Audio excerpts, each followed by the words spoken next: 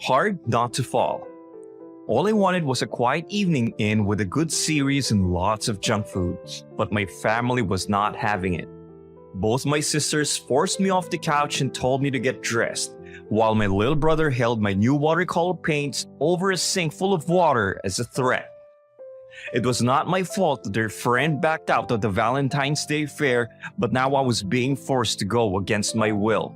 You know, you could have just gone with your boyfriends, but then again, you don't have any. I shouted spitefully as I got dressed. Ouch! Lee, my little brother, burst out laughing. And that was how I was roped into going out on the most romantic night of the year, except for people in a relationship. I had no idea why my twin sisters, both single, wanted to go out, but I had long stopped trying to figure out what went on in their diabolical minds.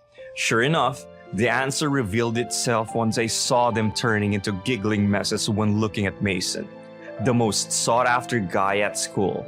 I should talk to him. I wonder why he did not call me. Tallulah ran off, leaving me with Holly, who proceeded to make me pay for her tickets to every game. I decided I needed something strong if I was going to be able to survive that night because my social batteries were at zero. "Hey, can I have a coffee, please?"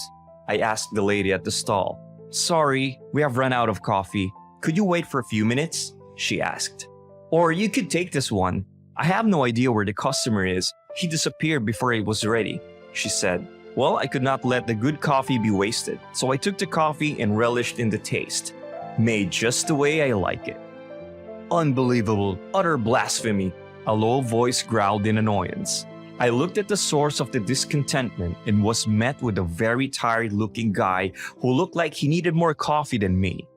I could just imagine the look of discomfort on my face. I started to stutter and watched his face transformed into one of amusement. "So now you steal coffee?" he laughed. "Sorry, do I know you?" I asked. "Earlier, you got the last 2 tickets to the Gumball game. My sister was pretty upset with me," he chuckled dryly. "I believe I have wronged you many times this night. How can I make it up to you?" "You owe me real coffee," he laughed.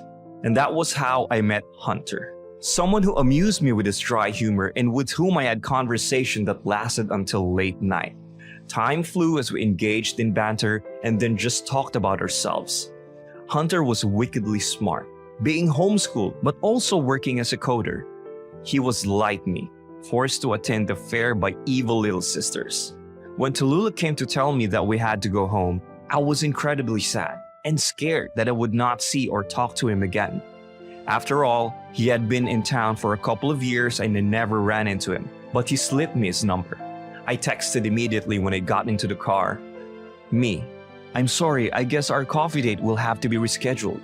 Me: "Shoot, I did not mean date." Me: "Sorry, I'm so awkward." I wish that I could just start over as I was watching him start to type. Hunter: "I like how forward you are. It can be anything you want." "Looks like someone had more productive night than I did," Tallulah groaned. I looked up and saw that she was looking at me with a knowing look. "Felix met someone new?" Holly asked from the front of the car.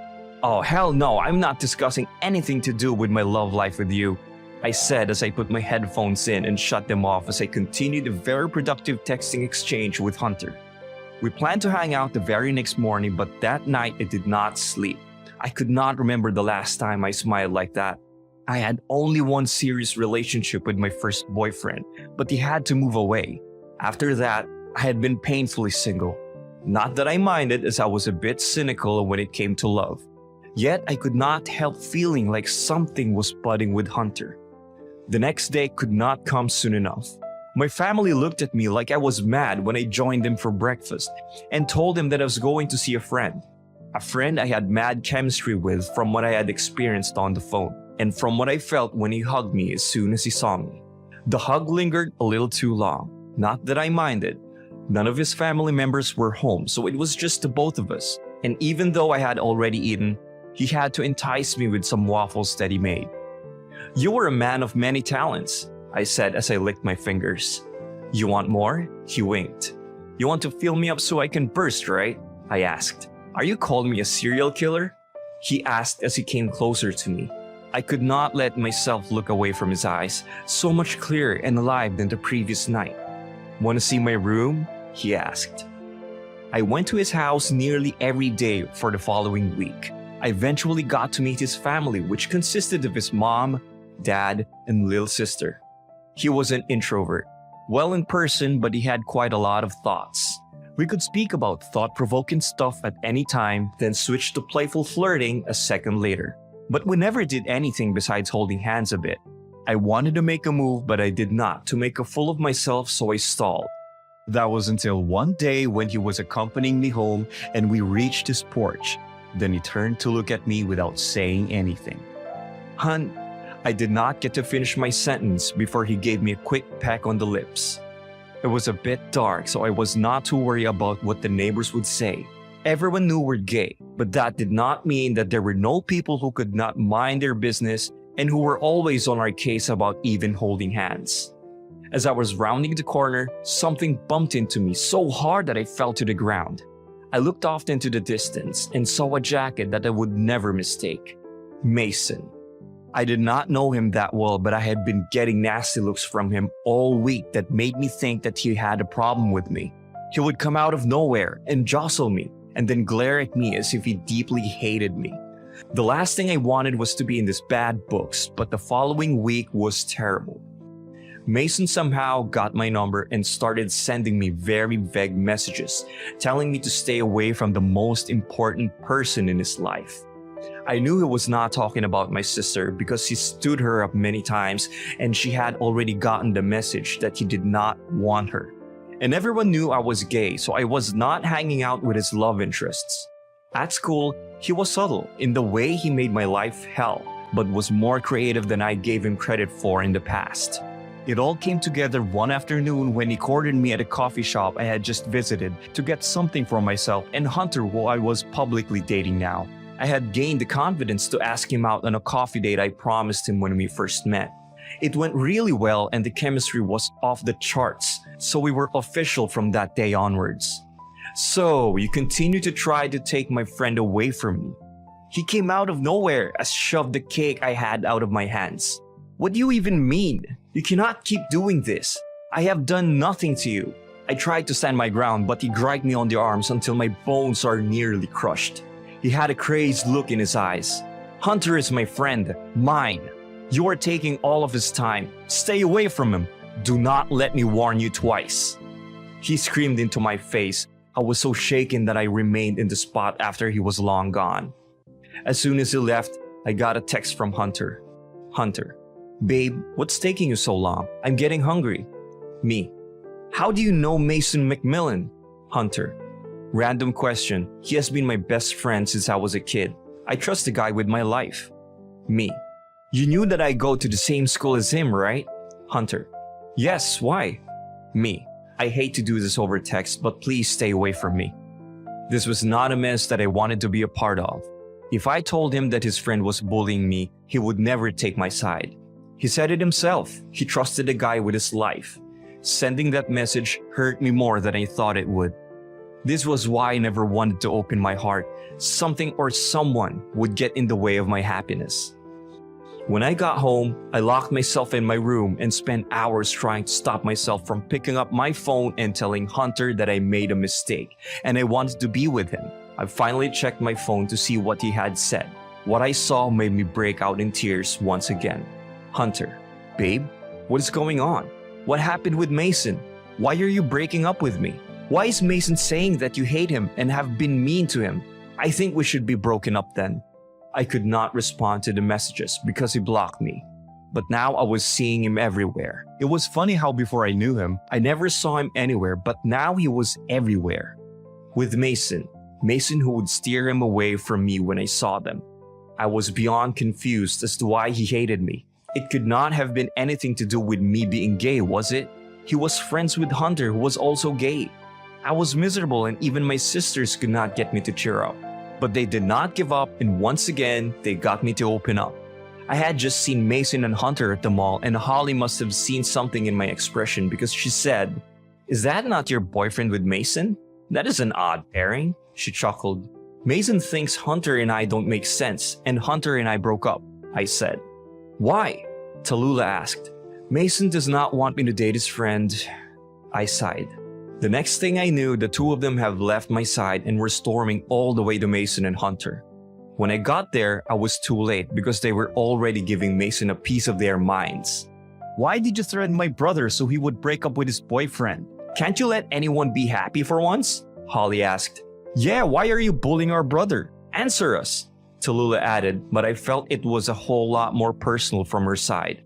Mason looked like a deer caught in headlights while Hunter was just staring at me. All the feelings I was trying to forget kept rushing back, and I wanted to get away as far away as possible. Mason, what are they talking about? Hunter finally spoke. Mason was lost for words for the first time. Girls, please wait for me in the car, I said.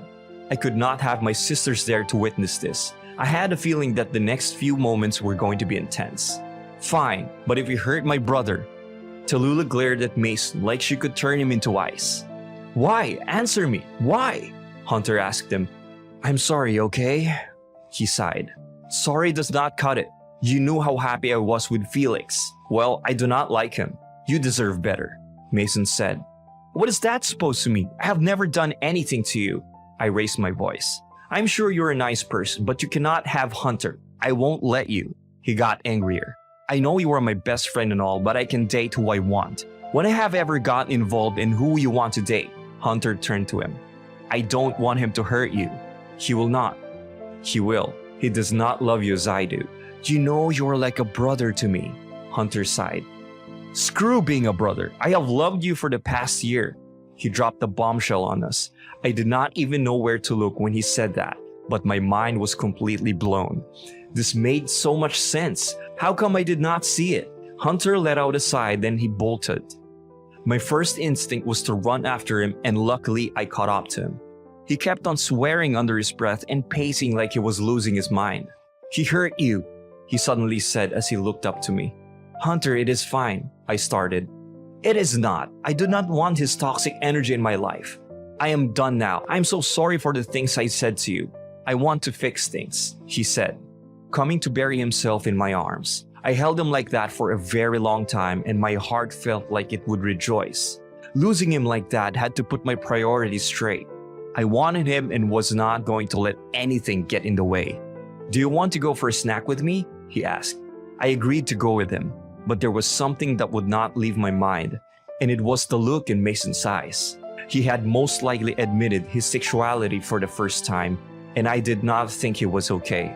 Spend the night with me? I am sure I can sneak you in, he started. I am sorry, I can't. I really want to, but we need to check on Mason. I have a feeling he's not okay, I said. He lied to me, and he hurt you. He bullied you for weeks, he said. I forgave him, and all that is not important right now. You need to talk, I insisted. But I'm not forgiving him.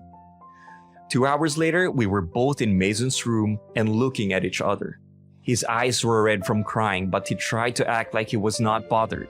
Do your parents know? I asked. They would kill me, he sighed. Why did you not tell me then? We tell each other everything, Hunter began. I am not confident like the two of you, okay? I have so much more to lose, so do not tell me about how easy it is. It is not, I understand. But we will be here for you if you need to talk or have any questions, I said. Thank you. And Felix, I'm so sorry that I hurt you, he said. I forgive you, I said, hugging him, pulling Hunter in the hug. Just call me if you need anything, okay? Hunter said. Mason nodded meekly. We turned to leave, but he stopped us by saying, I was wrong. You two make a good couple. He smiled, but I could see the pain in his eyes. As we were walking to Hunter's house, he surprised me by planting a passionate kiss on me, much to the dismay of an older lady crossing the street. I could have sworn that she made the sign of a cross. I leaned into him, relishing the feeling of him being so close to me after weeks apart. Is your offer still on the table? I asked. Hell yes! Race you! He took off running while I screamed at him to wait for me. First, he got in to check the coast, then he grabbed me and we snuck up the stairs. We were almost home free when my phone pinged. Holly, thank you for making us wait in the parking lot for hours. Mom is going to be hearing about this. Hunter, is that you? Hunter's mom called out. He quickly pushed me into the room and dealt with his mom while my sisters were robbing me in broad daylight so they would cover for me for that night. Finally, Hunter entered the room and locked the day behind me, and immediately attacked me with a kiss. "I missed you so much," I said. "It had been hell without you. I love you so much." He caught me off guard with that proclamation, but I was ready to say it back. "I love you," I whispered into his neck as he laid me on the bed. The end. That was a lot of drama in one relationship, but who needs boring? What was the strangest misunderstanding you ever had in your relationship? Please do not forget to like, comment, and subscribe. See you next time. Summary. Felix is a 17-year-old guy who meets Hunter, 18, who is homeschooled at a Valentine's Day fair. They hit it off and fast become friends, but things quickly become romantic between them. But strangely, Mason, 18, starts threatening and bullying Felix. It is when things become serious between Hunter and Felix that Mason reveals he is Hunter's best friend and he wants Felix to break up with Hunter. Felix breaks up with Hunter without any explanation because he is scared, and for weeks, they do not talk. Felix's twin sisters, Tallulah and Holly, both 18, confront Mason in front of Hunter when they find out why Felix is miserable. In a conversation between Hunter, Mason, and Felix, Mason reveals that he is secretly in love with Hunter. Hunter wants to end the friendship, but Felix convinces him to support his friend who has just revealed he is gay. Felix's support leads to Hunter confessing that he loves Felix. The end. Thanks for watching. Consider subscribing to join our Rainbow Force, and as always, stay wholesome.